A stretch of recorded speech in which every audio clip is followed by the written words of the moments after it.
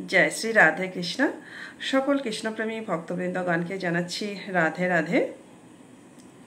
आज 16 জ্যৈষ্ঠ 31 মে शनिवार प्रतिदिনের মতো আজ সন্ধ্যাবেলা বসে পড়লাম পাঠ করতে। আজ আমি আমাদের পরম ধর্মগ্রন্থ শ্রীমদ্ ভাগবত গীতা পাঠ করব। সকল কৃষ্ণপ্রেমীগণ এই পবিত্র গীতা পাঠ শ্রবণ করুন এবং সকলকে উৎসাহিত করুন ভগবানের মুখ নিষ্ঠিত বাণী দিনের মধ্যে একবার হলেও যেন সকলে শ্রবণ করেন এবং সম্ভব হলে পাঠ করুন। এই কামনায় আজকের পাঠ শুরু করলাম। ভগবান বলেছেন, এইভাবে আমাকে সর্বকর্ম সমর্পণ করলে কর্মবন্ধন থেকে এবং শুভ বা বিহিত ও অশুভ বা নিষিদ্ধ সমস্ত কর্মের ফল থেকে তুমি মুক্ত হবে। এইভাবে নিজেকে সহ সব কিছু আমাকে অর্পণ করে সমস্ত কিছু থেকে মুক্ত হয়ে তুমি আমাকেই প্রাপ্ত হবে। শুভ ও অশুভ কর্মের বন্ধন কি? শুভ বা অশুভ যে কোনো কর্মই করা হোক তার আরম্ভ ও শেষ থাকে। তেমনি ওই কর্মগুলি ফলরূপে যে পরিস্থিতি আসে তারও সংযুক্তি ও বিযুক্তি হয়। তাৎপর্য হলো এই যে যখন কর্ম ও তার ফল নিত্য হয়, চিরস্থায়ী হয় না, তখন তার সঙ্গে নিত্য সম্পর্ক কিভাবে বজায় থাকে? কিন্তু যখন কর্তা যে কর্ম করে কর্মের সঙ্গে একাত্ম ভাব রাখে বা একাত্ম ভাব করে তখন ফলের সঙ্গে তার সম্পর্ক স্থাপিত হয়। যদিও কর্ম ও ফলের সঙ্গে তার সম্পর্ক চিরস্থায়ী থাকতে পারে না, তবুও কর্তা সেই সম্পর্ককে নিজের মধ্যে মেনে নেয়। কর্তা স্বয়ং নিত্য, তাই ওই সম্পর্কগুলি নিজের বলে স্বীকার করায় ওই সম্বন্ধগুলিও নিত্য বলে প্রতীত হয়। কর্তা শুভ কর্মের ফল আকাঙ্ক্ষা করে যা অনুকূল পরিস্থিতির রূপে প্রকটিত হয়। সেই পরিস্থিতিতে যে সুখ মনে করে, যতক্ষণ এই সুখের আকাঙ্ক্ষা থাকে ততক্ষণ সে দুঃখ থেকে পরিত্রাণ পায় না। কারণ সুখের আদি ও অন্তে দুঃখই বিরাজ করে এবং সুখ থেকে প্রতিক্ষণ বিচ্যুতি হতে থাকে। জীব যার বিযুক্তি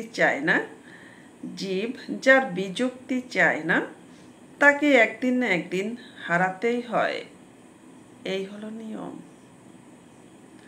তাৎপর্য হলো এই যে সুখের ইচ্ছাকে যে ছাড়তে চায় না, ফলে দুঃখ তাকে ছাড়ে না।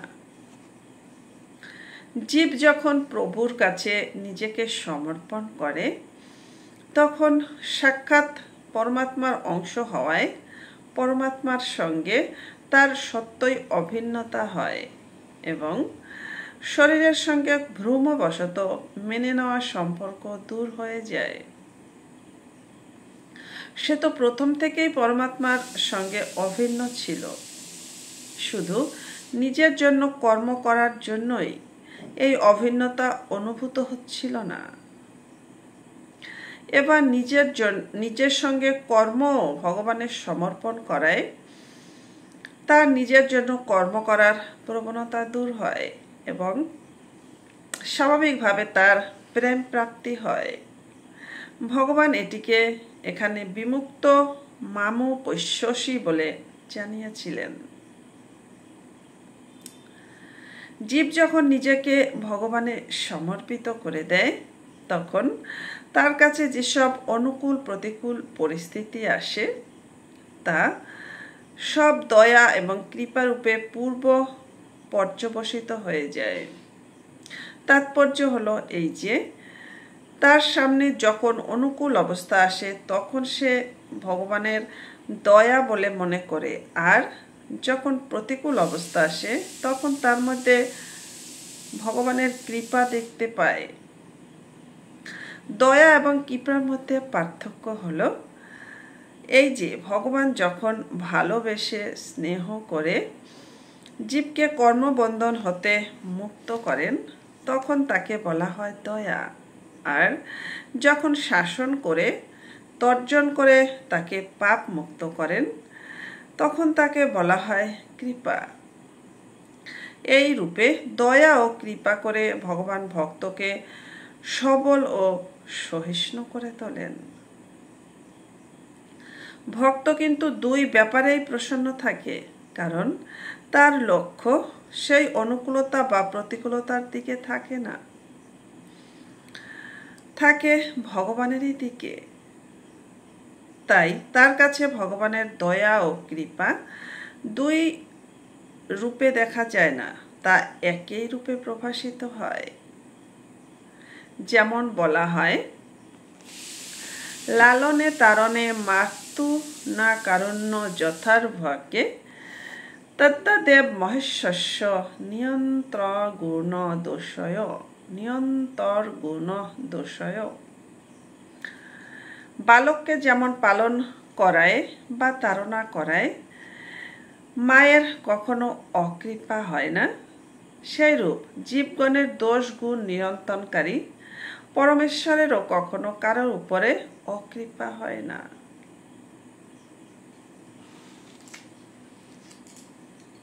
আজ এটুকুই। রাধে রাধে।